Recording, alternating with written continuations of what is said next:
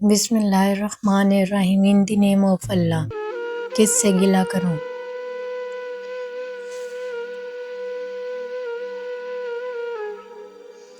قسط نمبر 8۔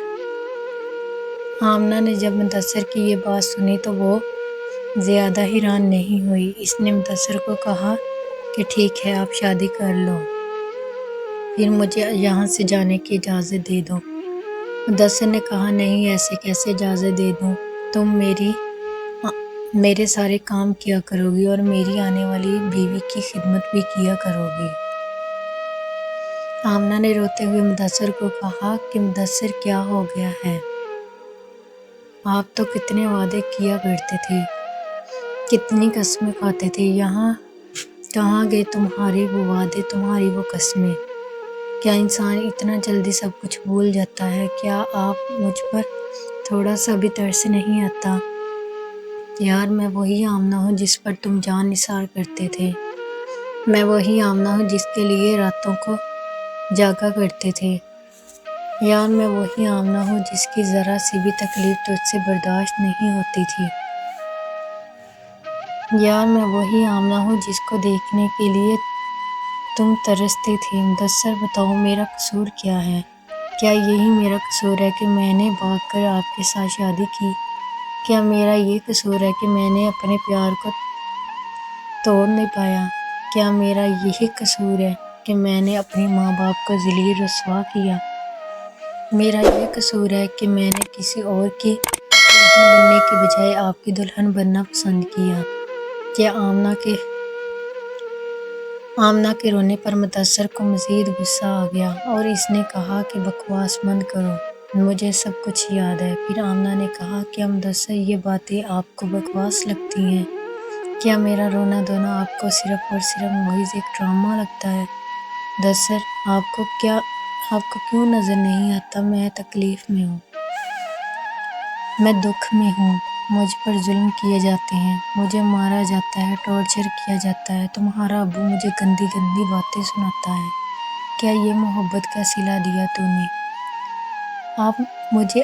اور ہاں، اب میں تم سے محبت نہیں مانگتی، میں تجھ سے کچھ نہیں مانگتی، اس کے بدلے میں اب جو میں نے تیرے لیے کیا، بس مجھے آزاد کر دو، اس شہر سے، اس گاؤں سے، اس گھر سے، اس کمرے سے اور اس کمرے میں پڑے ہوئے ٹوٹے بیڈ سے مجھے آزاد کر دو۔ اپنی سوچوں سے، اتنی تکلیفوں سے، اپنے ظلموں سے، کیا تم میرے لیے اتنا کر سکتے ہو؟ کیا تم مجھے آزاد کر سکتے ہو؟ آزاد نہیں کر سکتے تو پھر ایک بار ہی مجھے مار دو۔ یہ ضروری ہے کہ ایک جیتے جی انسان کو باتوں سے، تانوں سے، سخت لہجے سے مارا جائے؟ اگر مدثر آپ مجھے آزاد نہیں کر سکتے تو پھر مجھے مار دو، میری جان لے لو، مجھے اس کمرے میں دفنا دو، لیکن میری گزارش ہے کہ میرا جنازہ نہ پڑھایا جائے، میری میت پر کسی کو آنے نہ دیا جائے اور مجھے دفناتے وقت کفن بھی نہ پہنایا جائے، کیونکہ میں مرتے وقت کسی کا احسان ساتھ نہیں لے جانا چاہتی۔ مدثر نے پھر غصے میں کہا کہ آمنہ کیا بکواس کر رہی ہو؟ میں جو منہ میں آیا بولتی جا رہی ہو، اپنی زبان کو کنٹرول میں رکھو ورنہ اچانک سے آمنہ پھر بولی، کیا ورنہ؟ مجھے مارو گے، مجھے پر ظلم کرو گے، میرا کھانا پینا بند کرو گے، اپنی بہنوں سے مجھے ذلیل کرواؤ گے، اپنے باپ کے منہ سے مجھے گندی گالیاں سنواؤ گے؟ اور مدثر، تم کر بھی کیا سکتے ہو؟ میں ایک مجبور عورت جو ٹھہری، جو دل میں آیا کرو، لیکن ایک دن تجھے آرام نہیں آئے گا، تجھے سکون نہیں آئے گا، تجھے راتوں کو میری چیخیں سنائی دے گی، تجھے ڈر لگے گا، تو اس کمرے کی طرف دیکھتے ہوئے اچانک پیچھے مڑ جایا کرے گا۔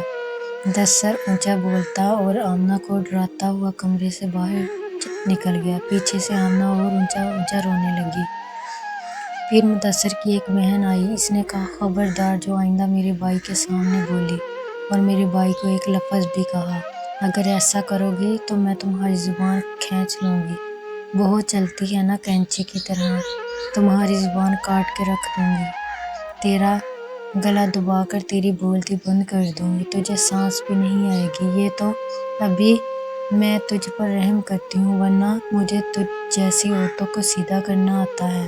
پھر اس نے آمنہ کے چہرے کو مذاق اڑایا اور کہا کہ مجھے تیرے جیسی چہرے والی عورتیں بسوں کے اڈوں پر دھندا کرتی ہیں اور تجھ میں اس دھندے کو کرنے کے لائق بھی نہیں ہے، چھوڑو گی؟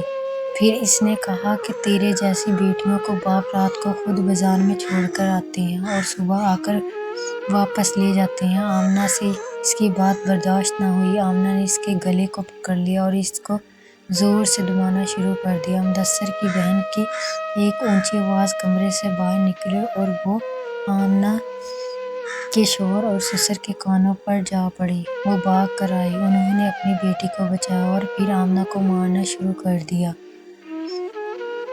پھر مدثر اور اس کے ابو نے آمنہ کو بہت زیادہ مارا، اتنا مارا کہ وہ بیچاری بے ہوش ہو گئی۔ اب ایک خوبصورت اور خوش مزاج لڑکی نیچے کمرے میں بے ہوش گری پڑی تھی۔ اس کے خوبصورت بال گویا کسی گھونسلے کی مانند ہو گئے تھے۔ اس کی پیاری کلائیاں سیاہ دھبوں سے بھر چکی تھیں۔ اس کی آنکھوں کے گرد بڑے بڑے سیاہ دائرے بن چکے تھے۔ اس کے سفید پاؤں، جن پر وہ کبھی شوق سے مہندی لگایا کرتی تھی، آج وہ خون سے لال ہوئے پڑے تھے اور اس خون کا رنگ بھی بہت گہرا تھا۔ اس کو دیکھنے والا کوئی نہیں تھا۔ اس کے بدن پر اتنے زیادہ زخم ہو گئے تھے کہ اس کا جسم لگتا ہی نہیں تھا کہ یہ کوئی جسم ہے، بلکہ وہ تو زخموں کی ایک دکان تھی۔ جسم کا ایسا کوئی حصہ باقی نہیں بچا تھا جہاں پر زخم کے نشان نہ ہوں۔ یہ وہی آمنہ ہے جو عاشق کے گیت گایا کرتی تھی، مدثر کو اپنی دنیا جہاں کہا کرتی تھی، اس کے ساتھ رہنے کے لیے پوری کائنات سے لڑا کرتی تھی اور اس کے ساتھ اپنی الگ دنیا بسانا چاہتی تھی، اپنے گھر والوں سے، اپنی بہنوں سے، ماں باپ سے، اپنے ہمسایوں سے، رشتہ داروں سے بالکل الگ رہنا چاہتی تھی۔ لیکن آج اس کے ساتھ کیا ہوا؟ آج اس کو اٹھانے والا کوئی نہیں، اس کو کھانا دینے والا کوئی نہیں اور پانی پلانے والا کوئی نہیں۔ مدثر صبح، دوپہر اور رات کو آمنہ کو یہی میسج کر کے پوچھتا تھا کہ آپ نے کھانا کھایا یا نہیں۔ جب آمنہ کہہ دیتی کہ ہاں کھایا ہے تو وہ خود پھر کھانا کھایا کرتا تھا۔ آمنہ پانی کم پیتی تھی۔ مدثر ہر گھنٹے بعد میسج کرتا تھا کہ پانی پی لو، نہ پیا تو ناراض ہو جاؤں گا۔ مدثر کا ناراض ہو جانا بہت سخت ناراض ہوا کرتا تھا۔ کھانا پینا چھوڑ دینا، گھر والوں اور دوستوں سے کوئی بات نہ کرنا، موبائل بند کر دینا اور کمرہ بند کر کے اس وقت تک لیٹے رہنا جب تک آمنہ اس سے 1 گھنٹہ کال پہ بات کر کے بار بار سوری نہ بولتی۔ حالانکہ آمنہ کے پاس گھر میں تو اتنا کام ہوتا تھا کہ رات 12 بجے تک آمنہ مصروف رہتی تھی، پھر اتنی تھکاوٹ ہوتی تھی کہ اس کو نیند آ جاتی تھی۔ روزانہ مدثر کو ایک نظر ضرور دیکھنا ہوتا تھا کہ آمنہ صبح نکلے اس کے پاس ہو کر گزرے، اس کو بتا دے کہ وہ فلاں جگہ پر کھڑی ہے تو وہ آمنہ کو چھپ کے دیکھ لیتا، مگر اب نہ وہ آمنہ کو دیکھنا چاہتا تھا اور نہ اس سے بات کرنا چاہتا تھا۔ آمنہ کو کھانا نہیں ملتا کسی وقت بھی، وہ نہیں کہتا کھاؤ۔ آمنہ کو پانی پینے میں اب 1 گلاس بھی نہیں دیا جاتا تھا، وہ یہ بھی نہیں پوچھتا تھا پانی پیا ہے یا نہیں۔ اب وہ کسی اور کا خیال رکھتا ہے، وہ اب کسی اور سے کھانے کا پوچھتا ہے، وہ اب کسی اور سے پانی کا پوچھتا ہے، وہ اب کسی اور سے ناراض ہوتا ہے۔ آمنہ اس کی زندگی میں صرف تھی اور مدثر اب کسی اور کو مکمل زندگی بنانا چاہتا تھا۔ آمنہ کو اکیلا چھوڑ کر اب وہ جانا چاہتا تھا۔ اس کے زخموں کی دیکھ بھال کرنے والا کوئی نہیں اور اس کے درد کو سننے والا کوئی نہیں۔ وہ اکیلی کمرے میں تھی اور اس کے ساتھ اس کمرے میں بے جاندار چیزیں تھیں۔ بیڈ تھا، کرسی تھی اور کچھ نہیں تھا۔ وہ اپنے دکھ کس کو سناتی؟ اگر بیڈ اور کرسی میں تھوڑی سی بھی جان ہوتی تو وہ یہ ظلم برداشت نہ کر پاتے، درد کے مارے چیخ اٹھتے، لیکن وہ بیچارے خاموشی سے سارا ظلم دیکھتے رہے۔ وہ اپنی بے جاندار ہونے پر فخر محسوس کر رہے تھے۔ ایسے انسانوں سے وہ ڈر رہے تھے یہ وہی بیڈ ہے جس پر آمنہ اور مدثر سویا کرتے تھے۔ یہ وہی بیڈ ہے جس پر بیٹھ کر مدثر آمنہ کے ماتھے پر بوسہ دیا کرتا تھا۔ اس بیڈ نے آمنہ کی خوبصورتی سے لے کر اس کو بدصورت ہونے تک دیکھا ہے، اور آج بھی وہ دیکھ رہا ہے۔ یہ وہی کرسی ہے جس پر شروع کے دن مدثر بیٹھ کر آمنہ کی خوبصورتی کی تعریف کیا کرتا تھا۔ یہ وہی کرسی ہے جس پر مدثر بیٹھ کر گھنٹوں آمنہ کی باتیں سنا کرتا تھا۔ یہ وہی کرسی ہے جس پر آمنہ بیٹھ کر میک اپ کیا کرتی تھی، سنورتی تھی۔ لیکن آج اسی کرسی کے سامنے آمنہ پر روز ظلم ہوتا ہے۔ رات کو 11 بجے آمنہ کو ہوش آیا۔ اس نے دیکھا اس کے جسم کے کئی حصوں سے خون نکل رہا تھا۔ اس کے ہاتھ پاؤں ہلکے